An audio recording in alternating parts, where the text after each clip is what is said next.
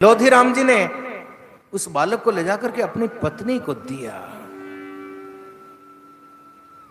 और पत्नी ने उस बच्चे को देखा, देखते ही स्तनों में दूध आ गया।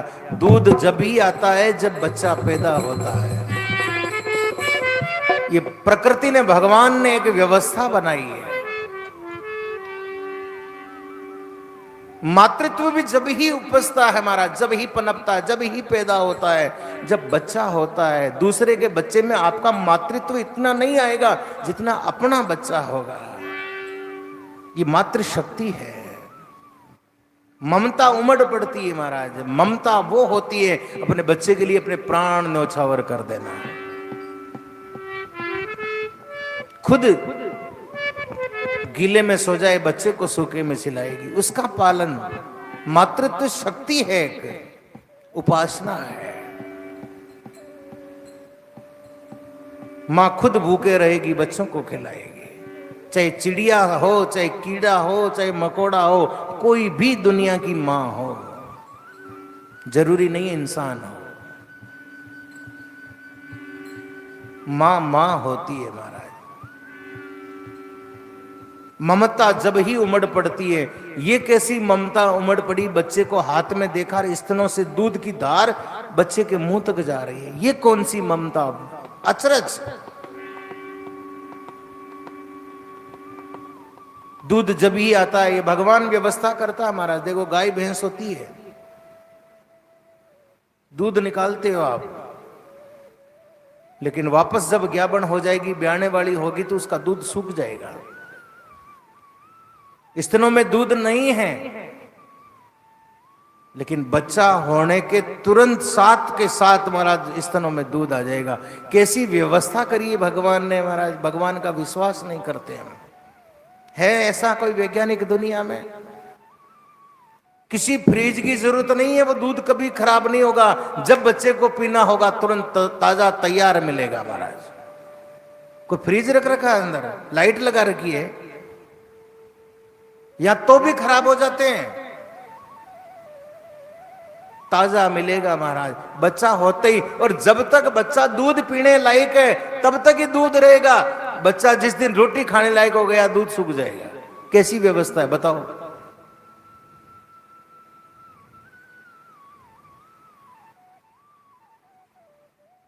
पशुओं की व्यवस्था देखो, पक्षियों की देखो, चाहे किसी भी जानवर की देखो, चाहे इंसान की देखो महाराज। स्तनों में दूध आने का मतलब ही बच्चा होना होता है, दूसरा किसी ढंग से नहीं आता।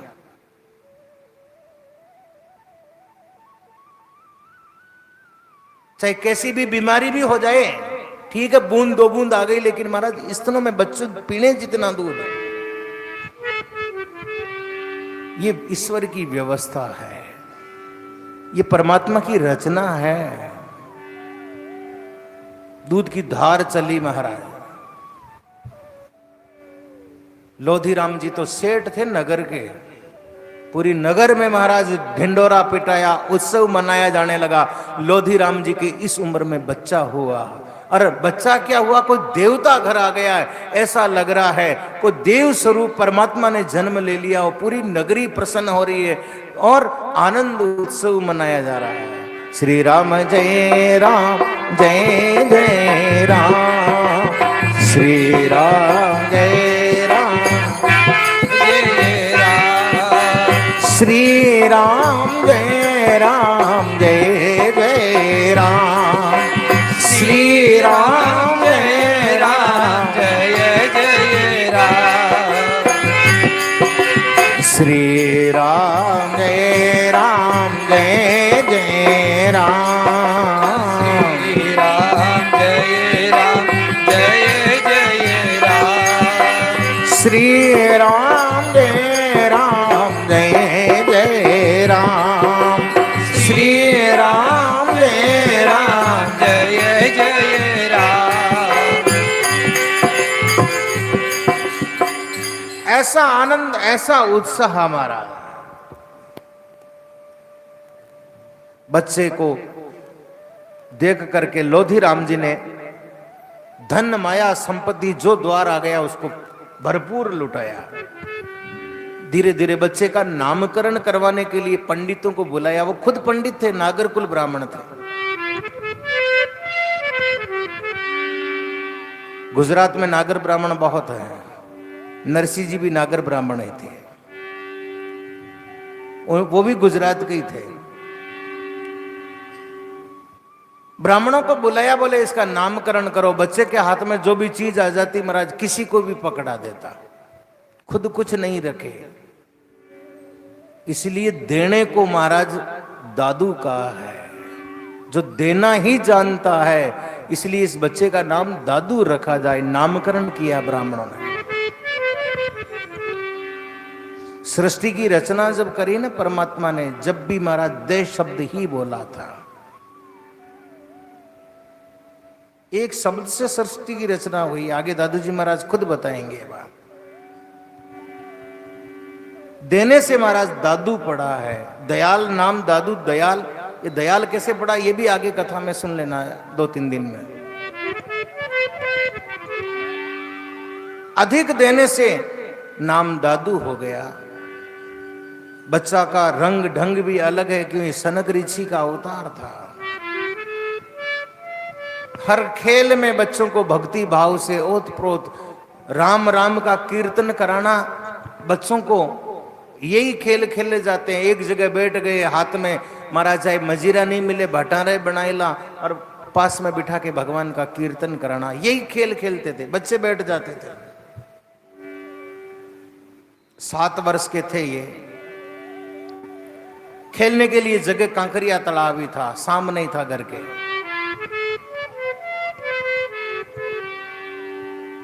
7, 11 और 18 3 बार का प्रमाण आता है। 11 वर्ष के थे जब इनको क्या हुआ, बोले तालाब के किनारे पर बच्चों के साथ में खेल रहे थे, रामधुनी करवा रहे थे। और अचानक देखते हैं कि एक वृद्ध संत, जिनके सफेद दाढ़ी है, सफेद मूछ, सफेद वस्त्र है, उस कांकरिया तालाब की तरफ उनके पास में आते हुए दिखाई दिए। तो और जो संत बच्चे थे ना, वो डर के भाग गए कि बच्चा डरावे ना, घरे मामा डरावे जन कहेंगे बाबू आ जालो, बाबू हाबू। जो छोरा छोरी डर जावे हाबू है, जन बाबू है जी वही हाबू है। महाराज ने डरावे दिखा दिखा, देख महाराज पकड़ लेला, महाराज बना देला। छोरा डर जावे, महाराज बनावा का नाम हुई। महाराज कुछ नहीं समझते, वो बुद्धि बड़ी नादान है, लेकिन महाराज बनवा का नाम हो, छोरा डर जावे। महाराज कि तो सोरो थोड़ी है संत बनना। देख जो घरे टाबरन डरार, बोले महाराज बना देला, वो डर जाए, चाहे कुछ समझो मत, महाराज कहीं हुए। बच्चे जो थे दूसरे सब भग गए।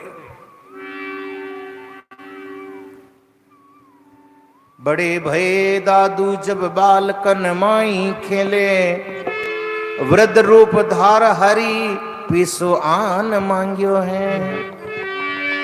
देख विकराल रूप बाल सब भाज गए, रहे एक दादू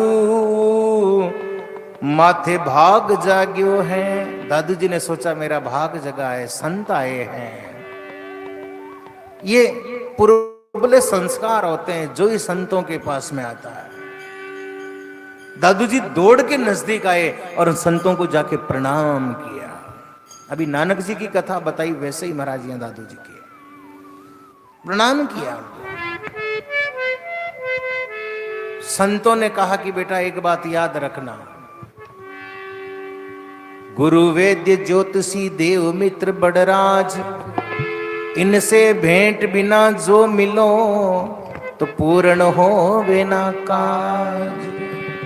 गुरु के पास में, वेद्य के पास में, ज्योतिषी के पास में, देवता के मंदिर में, मित्र के पास में और राजा के पास में कभी भी जाओ तो खाली हाथ नहीं जाना।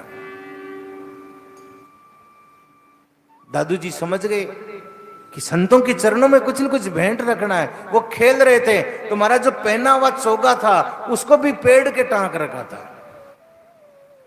दौड़ के गए, उस चोगे में देखा तो एक पैसा मिला। लोधी राम जी की घर में पालन पोषण हो रहा है उनका, जो नगर सेठ है अहमदाबाद की, नगर भूषण है। अहमदाबाद उस समय भी इतना बड़ा था महाराज, आज बहुत बड़ा भारत की 5वीं सबसे बड़ी महानगरों में अहमदाबाद का नाम है। मुंबई, कलकत्ता, दिल्ली, चेन्नई और अहमदाबाद नगर तो बहुत बड़े बड़े, लेकिन ये 5वीं भारत की महानगरों में नगर अहमदाबाद है।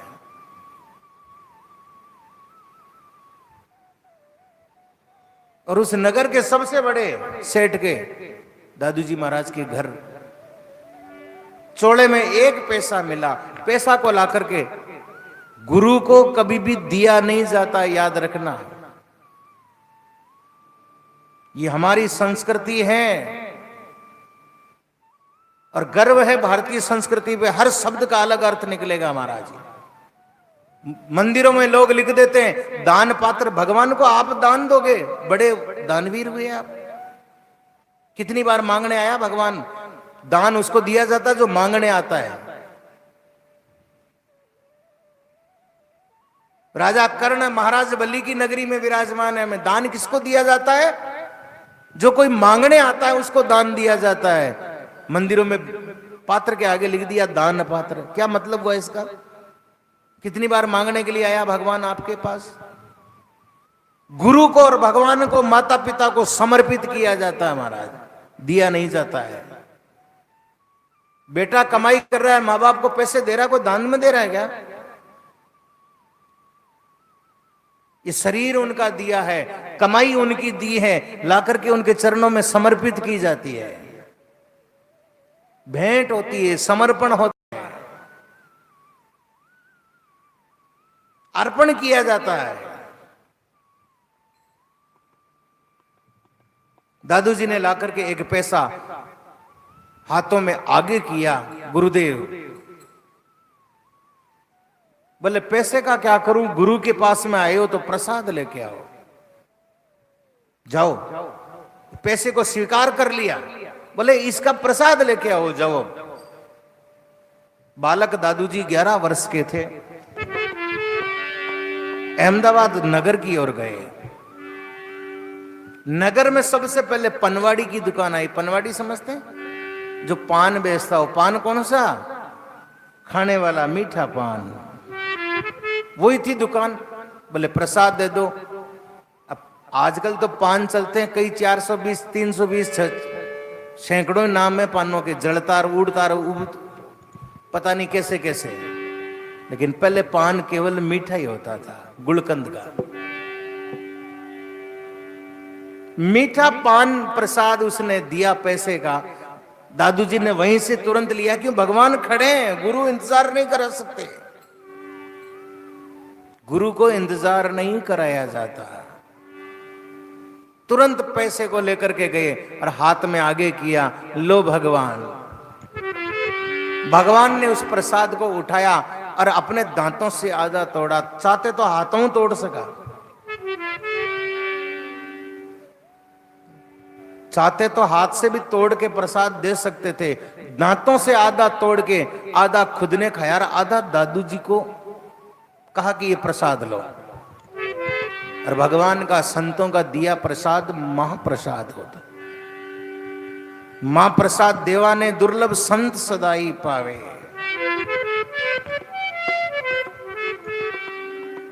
जैसे ही उस पान को लिया, भगवान बोलने लगे ये प्रसाद है। भगवान के मुंह से पान की एक पीक निकली और दादू जी के अंगूठे पर जाकर के गिर गई, पांव के अंगूठे पे। दादू जी ने कहा भगवान ये क्या अनर्थ हो गया? जो प्रसाद मेरे मुंह में जाना था, क्यों, वो पान तो दिया ही है, लेकिन बोलने से जो पीक निकली वो अंगूठे पे गिरी। बोले ये मेरे पांव में क्यों गिर गई? तब उन्होंने, भगवान ने कहा कि इन चरणों की शरण जो आएगा उनका जगत में कल्याण होता रहेगा। दादू जी ने उस पान को ग्रहण किया और ग्रहण करते ही एक वचन सबसे पहले कहा, गेब माही गुरुदेव मिला, पाया हम प्रसाद। गेब माही गुरुदेव मिला, पाया हम प्रसाद। मस्तक मेरे कर धर्या, दीक्षा अगम अगाध, दादू दीक्षा अगम अगाध। दादू गेब माही गुरुदेव मिला। अचानक गुरु मिलने गए। जीवन में ढूंढने पर महाराज कहते हैं गुरु तो ढूंढ करके अचानक मिल गए। और ऐसा प्रसाद अचानक भी कोई मिलता है? पंगुड़ा आदमी है जिसके हाथ पांव काम नहीं करते हैं, बेरी के पेड़ के नीचे, बोर्डी के नीचे हो तो अचानक पाकिड़ो बोर गिरियो और सीधो मुंडा महाराज न तोड़नो पड़ो, न छोलनो पड़ो, कहीं भी न करनो पड़ो, अचानक मुंडा में आ जाना, स्वतः काम हो जाना स्वाभाविक रूप से। एक कान्हा नाम का सेठ और भाना नाम का मुनीम थे। सेठ जी और मुनीम जी संतों की सेवा करते। कोई संत आए हुए थे, भजन कर रहे थे, तो कान्हा सेठ के यहां से रोज रसोई का टिफिन जाता था संतों के भोजन के लिए। वो रोज जाता था। सेठ खुद पकड़ा के आता था महाराज। 10-12 वर्ष हो गए लगातार। 12 वर्ष पूरे हुए, संत जाने लगे। संतों ने सोचे कि 12 वर्ष हो गए इसने भोजन कराया है, इसका कल्याण कर देते हैं बोले आज। ये सोच के बैठे थे। उस दिन महाराज कान्हा नाम का सेठ तो बीमार हो गया और भाना मुनीम को कहा कि जा तू टिफिन पकड़ा गया। भाना आया टिफिन लेकर के, बाहर से आवाज लगाई महाराज। संतों ने कहा कौन? कान्हा? बोले नहीं महाराज भाना। संतों ने फिर आवाज दी, बोले कान्हा? बोले नहीं महाराज भाना। तीसरी बार पूछा, बोले कान्हा? बोले नहीं भाना। बोले कान्हा नहीं तो भाना ही सही, कल्याण अस्तु। अब महाराज देखो तो सही, मुक्ति मोक्ष कल्याण किसका? कान्हा का होना था, और एक दिन आया और भाना का हो गया। ये गेबी मार्ग है। अचानक गुरु मिल जाना, और ऐसा मिल जाना कि महाराज ढूंढने पर नहीं मिले, जीवन का कल्याण हो जाना। गेब माही गुरुदेव मिल्या, पाया हम प्रसाद। उनका प्रसाद भी पाया है महाराज। ये पान का प्रसाद सबसे बड़ा स्वच्छ और अच्छा प्रसाद माना जाता था। प्रसाद पाया। गुरु ने दीक्षा मंत्र दिया और महाराज कानों में मंत्र सुना के मस्तक पे हाथ रखा। गुरु का हाथ मस्तक पे आता है। दीक्षा अगम अगाध। ऐसी दीक्षा, ऐसी कृपा गुरु की हमने आज ग्रहण कर ली है। गुरु की कृपा के समान संसार में कोई कृपा होती नहीं महाराज।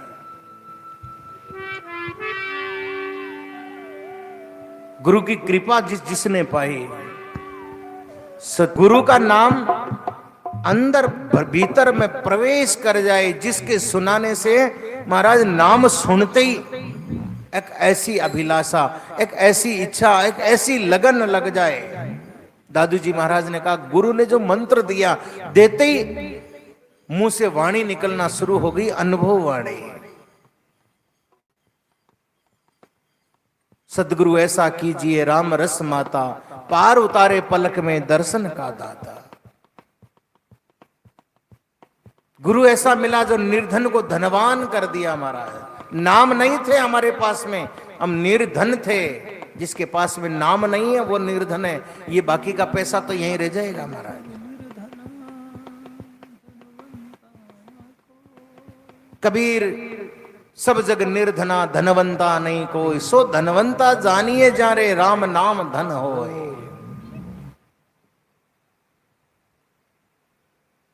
सदगुरु ऐसा कीजिए जो कर नहीं रहा पूरा।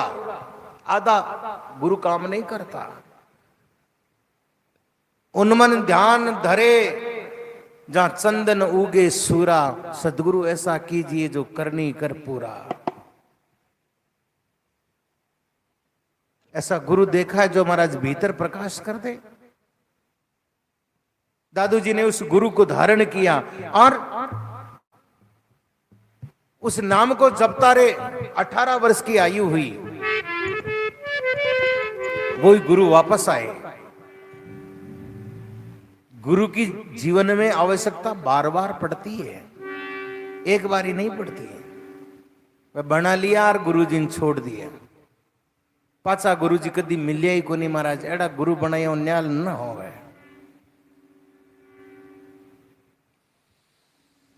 श्रद्धा 18 वर्ष के हुए गुरु वापस आए कांकरिया तालाब पर। दादू जी महाराज वहीं थे। पढ़ाई लिखाई के लिए भेजा गया दादू जी महाराज को, तो ब्राह्मणों ने कहा कि इनको क्या पढ़ाएंगे, तो स्वयं पढ़े हुए हैं। जो चीज पढ़ाने की बात करे वो पहले से पढ़े हुए थे महाराज। 18 वर्ष की आयु में दादू जी महाराज ने घर छोड़ दिया अपने गुरु भगवान की आज्ञा से कि जिस कार्य के लिए आए हो वो कार्य आरंभ करो, उस यात्रा को प्रारंभ करो। सज्जनों, अहमदाबाद से निकलते हुए दादू जी महाराज राजस्थान के आबू में आए। आबू के जंगलों में चलते हुए 2 बालक थे तपस्वी, जो जंगल में भजन कर रहे हैं। दादू जी को मिले, भजन कर रहे हैं जंगलों में, और दोनों बालक रूप है, 15-15 साल की अवस्था। दादू जी ने आवाज लगाई सबसे पहली बार आज, सत्यराम नाम है वो परमात्मा का, वही सत्य है। बच्चों ने वापस आवाज लगाई, सत्यराम। दोनों पास में आए, प्रणाम किया, दादू जी को गुरु धारण किया। इनका नाम था महाराज ज्ञानदास माणकदास। दादू जी महाराज वहां से रवाना हुए और उनको कहा कि तुम केदार देश में जाओ, जहां का राजा बड़ा अन्यायी हो रहा है, धर्म से डिगा करके लोगों को नर बलियां चढ़ाई जा रही हैं, उनको जाकर के धर्म का प्रचार करो। नर बलि समझते हो? आदमी की बलि चढ़ाई जाती थी, महाभारत में भी इसका प्रसंग आता है। बलि आदमी की चढ़ाई महाराज। और दादू जी महाराज वहां से रवाना हुए, माउंट आबू से चलते चलते हिमालय की पहाड़ियों से चलते रहे। ऐसी जगह ढूंढ रहे हैं जहां बैठ करके भजन किया जाए। सबसे पहले कुछ करेंगे कि जब दुनिया मानेगी महाराज, कुछ न कुछ करना पड़ता है। अजमेर जिले का आखिरी गांव महाराज परबसर के पास में, परबसर नागौर में एक पहाड़ी आई, जहां पर एक छोटा सा गांव है कल्याणपुर, कर डाला।